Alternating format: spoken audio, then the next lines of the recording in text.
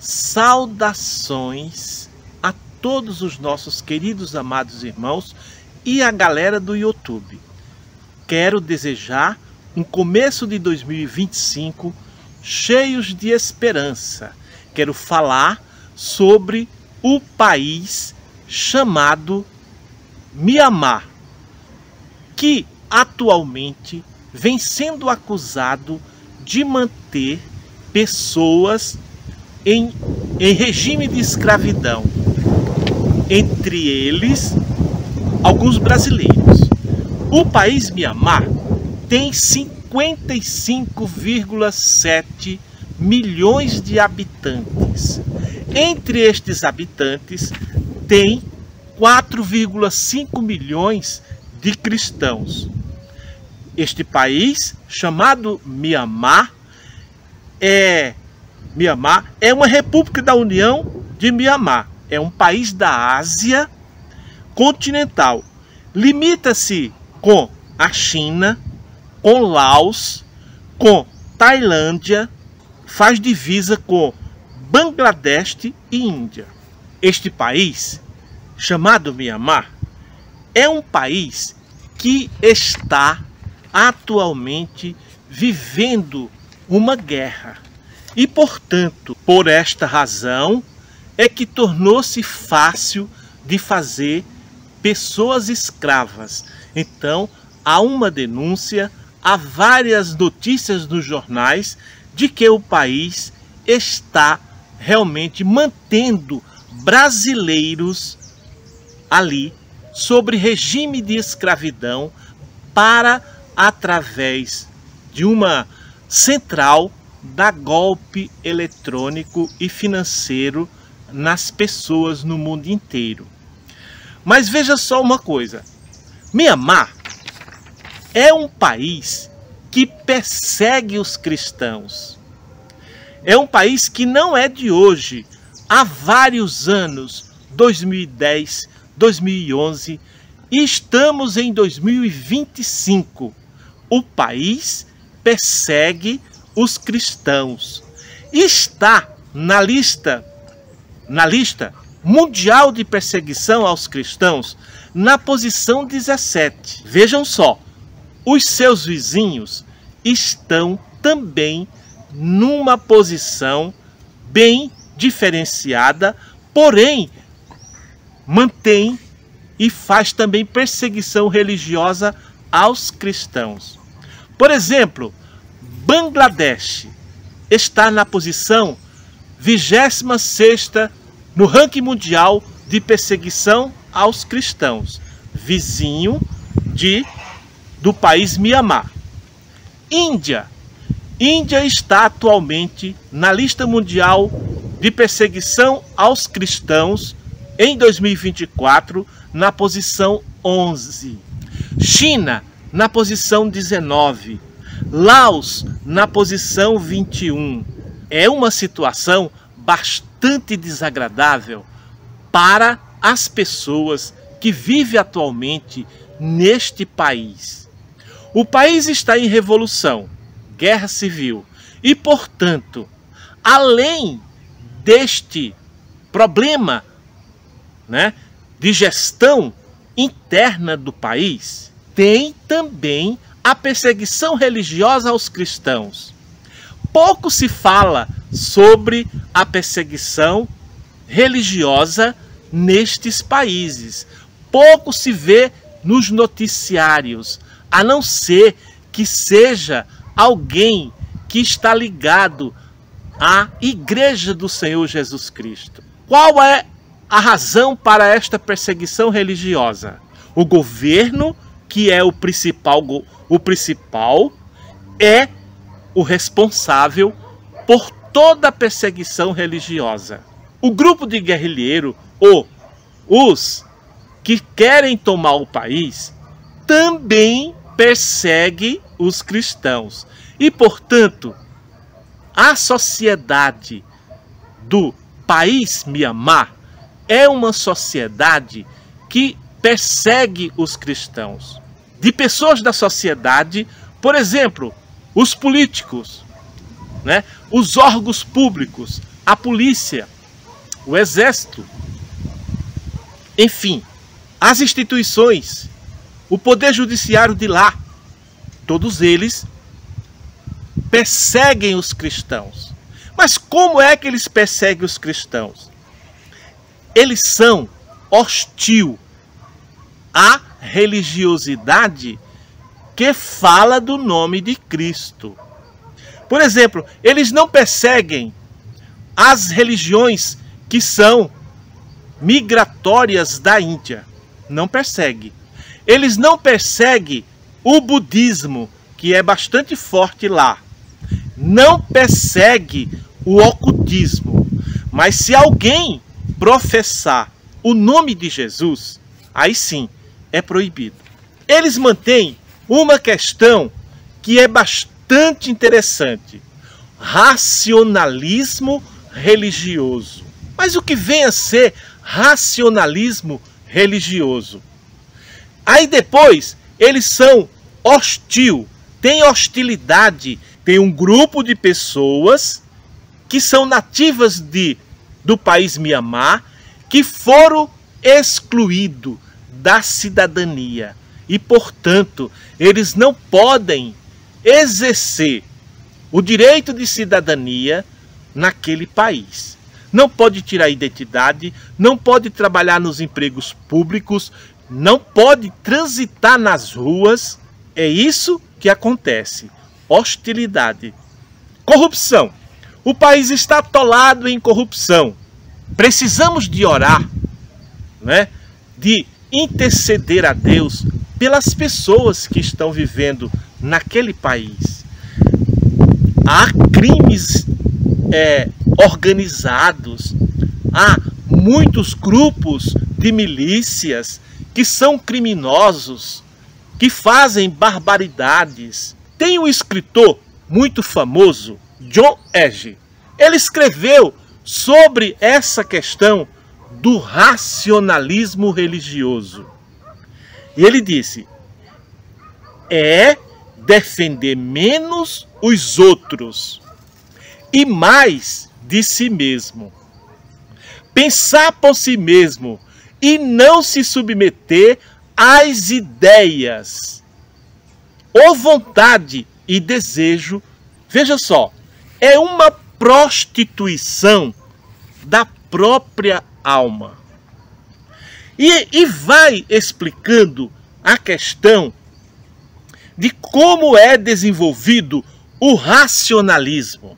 O ensino do racionalismo religioso leva a pessoa ou ensina a não adorar a Cristo. Reconhecer como que ele foi, de fato, um herói.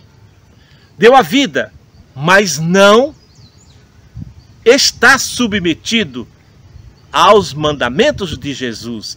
Não adorá-lo e não tê-lo como ídolo. Racionalismo religioso ensina a estudar, ter suas próprias ideias, analisar para melhor viver o seu drama particular, sem, contudo, estar obedecendo, por exemplo, e ter Jesus como ídolo.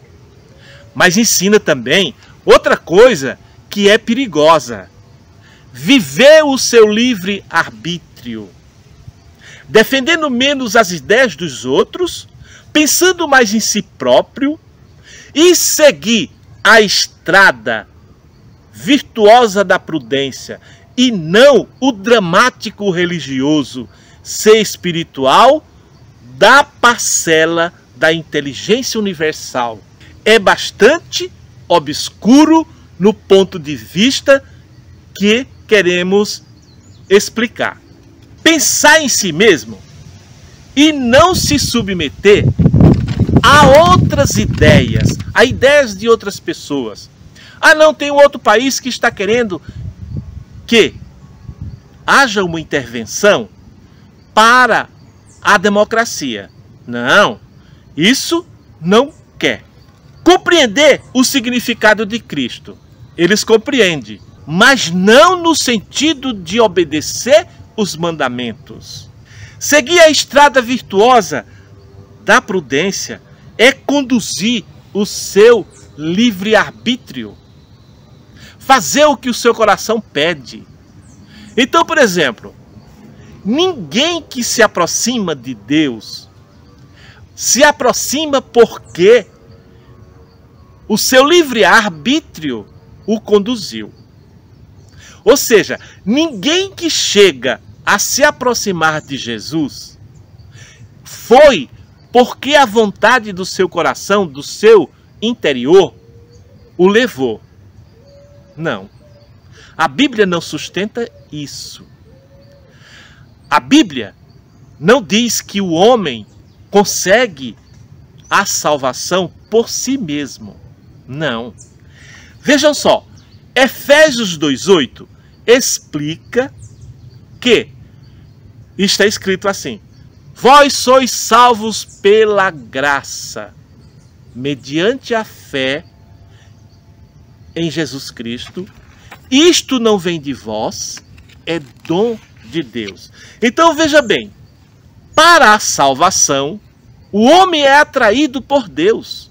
Então Deus atrai o homem para ouvir a palavra de Deus. E ele concede àquele homem, àquela pessoa, uma porção de graça e uma porção de luz, o suficiente para ele decidir seguir a Jesus. Mas o livre-arbítrio não faz essa condução.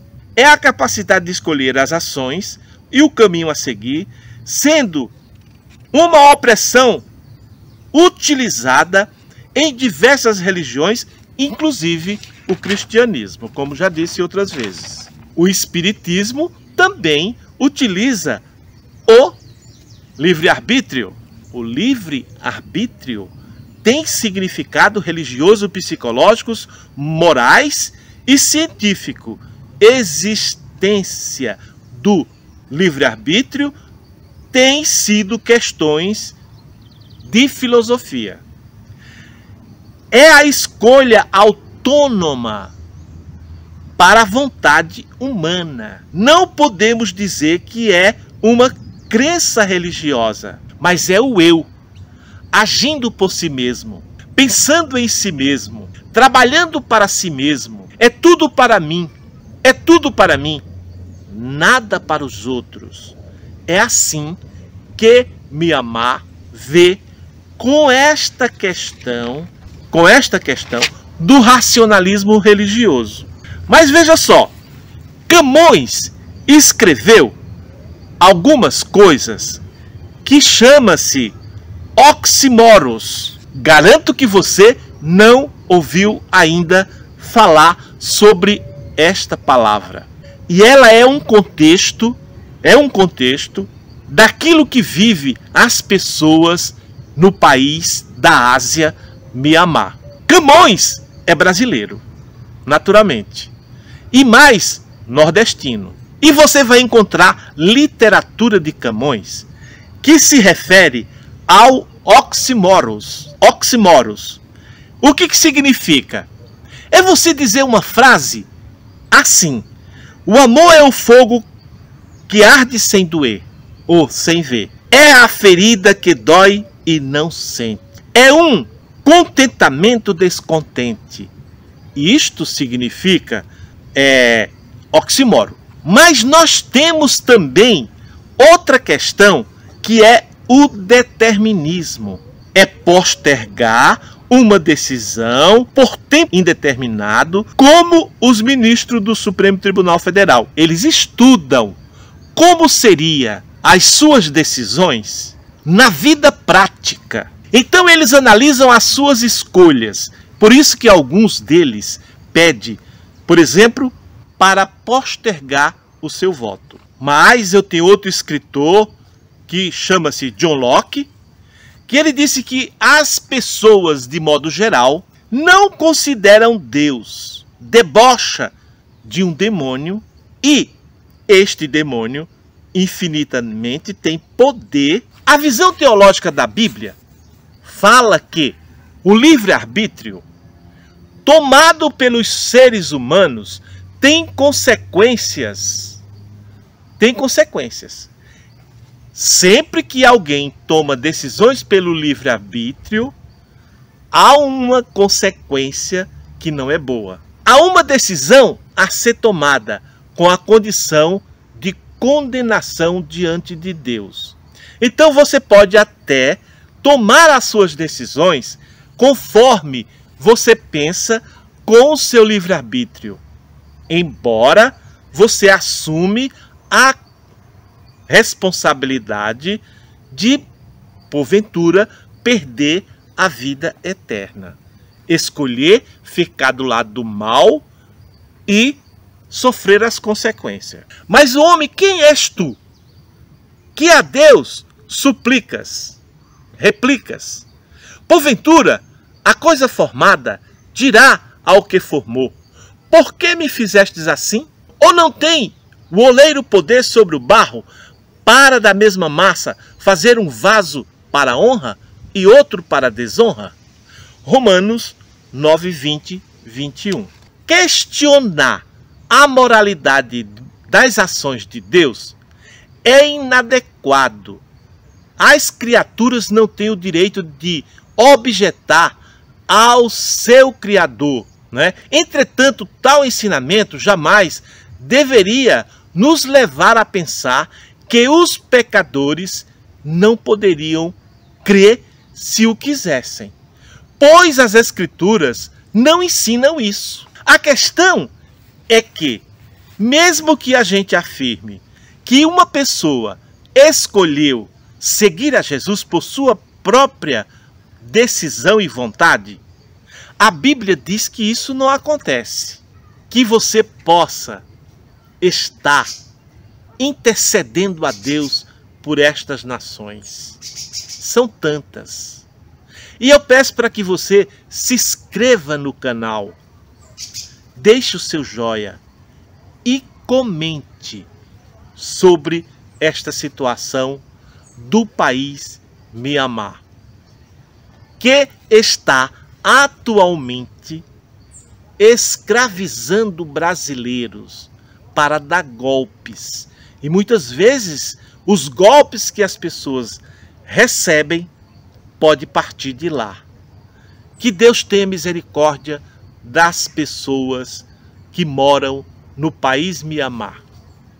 Vou terminando desejando para você um dia maravilhoso, um começo de 2025 com muitas esperanças. E não se esqueça, abrace Jesus, abra seu coração para Ele.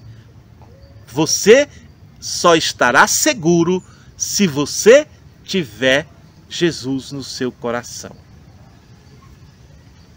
Beijo no coração de todo mundo e até a próxima oportunidade.